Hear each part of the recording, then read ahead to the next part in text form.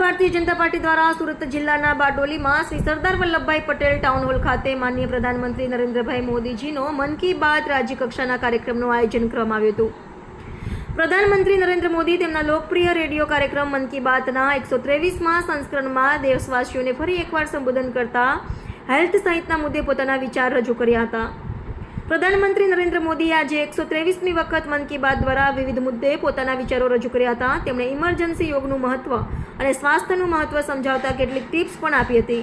આ કાર્યક્રમમાં રાજ્ય સરકારના મંત્રી કુંવરજીભાઈ હળપતિ, સાંસદ પ્રભુભાઈ વસાવા, બારડોલીના ધારાસભ્ય ઈશ્વરભાઈ પરમાર, 84ના ધારાસભ્ય સંદીપભાઈ દેસાઈ, ગણપતભાઈ વસાવા, મોહનભાઈ પટેલ, સુરત જિલ્લા પ્રમુખ ભરતભાઈ રાઠોડ, મહામંત્રી જીગરભાઈ નાયક તેમજ સુરત જિલ્લા ભાજપા બારડોલી તાલુકા તેમજ નગર સંગઠનના હોદ્દેદારો તેમજ મોટી સંખ્યામાં કાર્યકર્તાઓ હાજર રહ્યા હતા।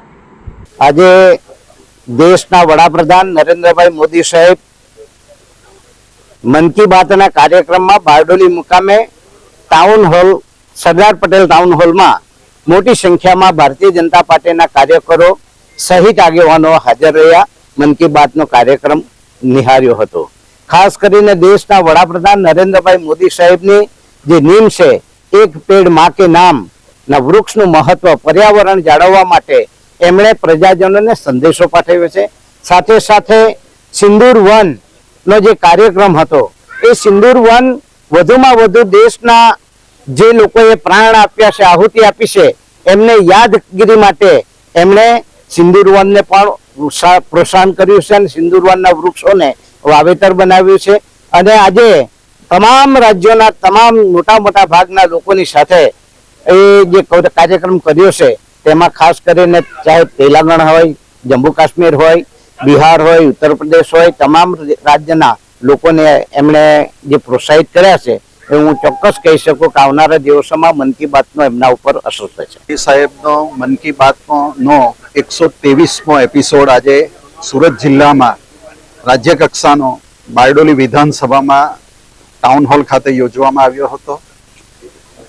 દેશના વડાપ્રધાન નરેન્દ્રભાઈ મોદી સાહેબ છેલ્લા કેટલાક વર્ષોથી સમગ્ર દેશની નાનામાં નાની માહિતી સેવા કાર્યો સાથે જોડાયેલા વ્યક્તિ વિશેષોની અને સંગઠનો દ્વારા કરવામાં આવેલા દેશને લગતા ઉપયોગી કામોની ખૂબ સરસ માહિતી આ કાર્યક્રમો દ્વારા દેશની પ્રજાને આપવામાં આવી રહી છે।